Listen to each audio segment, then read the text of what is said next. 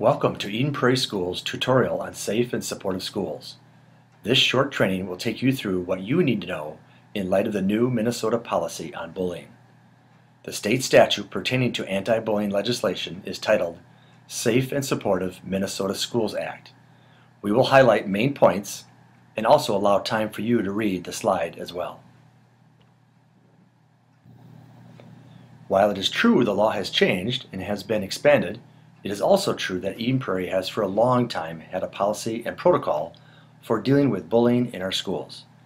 The new state mandate requires each district to be more detailed in their approach to bullying intervention and its prevention. In the following slides, we will present what those changes mean for school staff. It is important to be aware that the new policy directs districts to put in place specific plans for working with students in preventing bullying and also in the intervention of reported bullying. For example, the state provides details of how schools should consider a student's IEP or 504 plan when determining a proper intervention. You will learn more about these initiatives from your building site administration.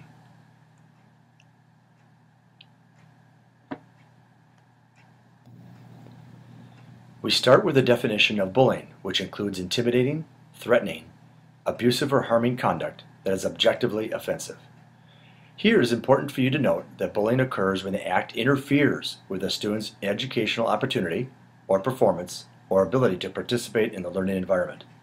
In these cases, it is not required to show physical or emotional harm, but rather interference with the learning environment. An example would be a comment directed at a person's race or appearance that interferes with that student's ability to focus on learning.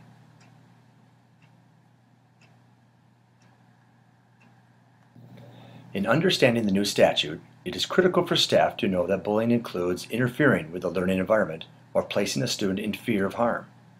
The use of a demographic descriptor, such as religion or culture, in a way that interferes with learning can be considered bullying.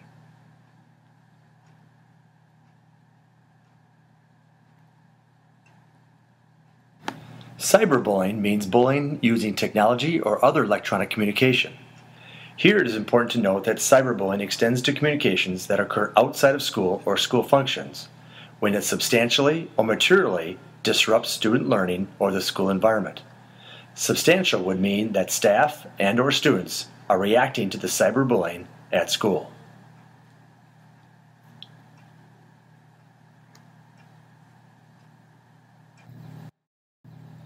Now let's take a look at the descriptors of bullying behavior. This list is not exclusive, nor does it cover all the specific ways a person bullies or feels bullied. For instance, you will see that encouraging deliberate exclusion is listed as a bullying behavior. As you read through the list, the important takeaways are the detrimental impact of bullying, and that it may include a perceived imbalance of power and be a repeated behavior that forms a pattern.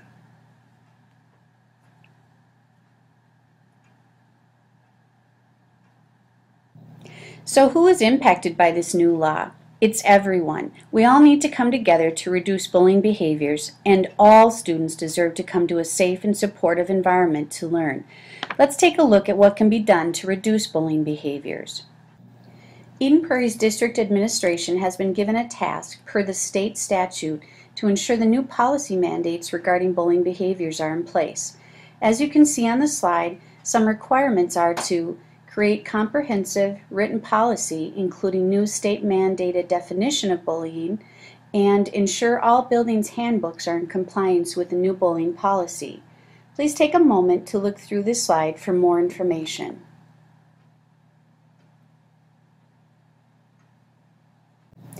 In addition to district administration, building site administration are required to carry out certain mandates as well.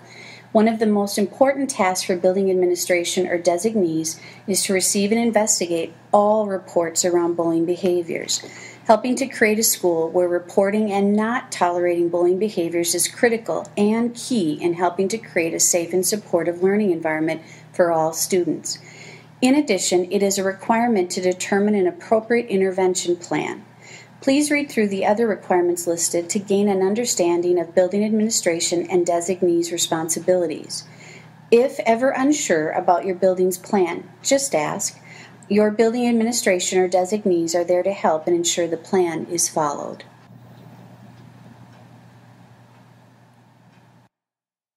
Moving on to others needed in creating a safe and supportive learning environment, we look to employees and volunteers. The key takeaway from this slide is the requirement to make a report when you witness or possess reliable information about bullying behaviors. This also includes intervening when you see bullying behavior actually occur. It is always a good idea to err on the side of reporting information. Your building designee will do the investigating. Your job is to report and follow the site's safe and supportive plan. Remember, if unfamiliar with your site's plan, it will be important to talk with your site's administration or designee. As stated before, in order to report, we do not have to see physical harm or know of emotional harm. We already know that bullying behaviors interfere with the learning environment for everyone, so to report it is the right thing to do.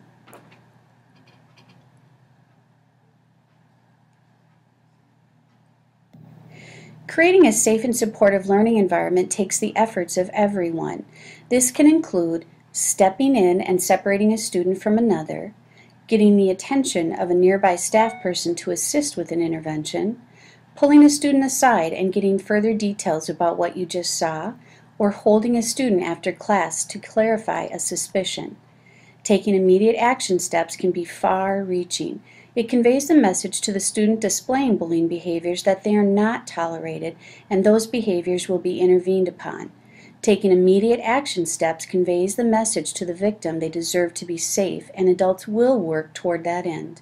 It also conveys the message to all students that the building they are learning in is safe and expectations around appropriate behaviors are supported by the adults in their building.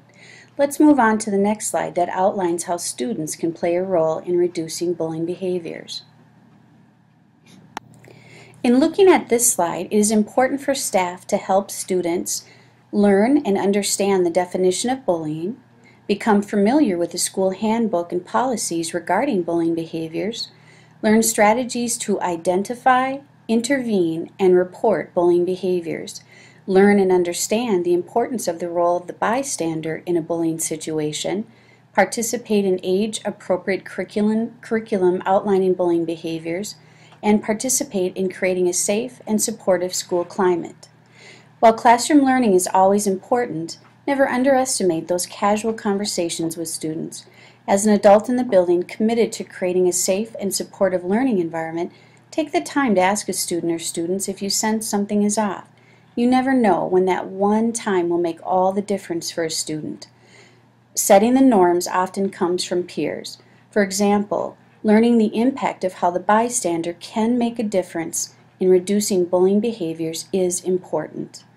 Knowing that adults are supporting their efforts and will follow through with addressing bullying behaviors will go a long way and will have lasting effects towards students making a positive difference. So let's bring this all together. What is important to remember? First, know the state mandate on bullying. Be sure to set clear expectations with students on appropriate behavior. Feel empowered to intervene when you see or suspect bullying behavior. Follow the school site plan regarding who to report to, what to report, and when to report. Lastly, remember the school district is committed to a safe and supportive school environment for all. These actions start with each one of us individually, but collectively they create a culture of safe and supportive schools. Thanks for watching and making a difference for kids. The following is a short quiz for you to complete the training.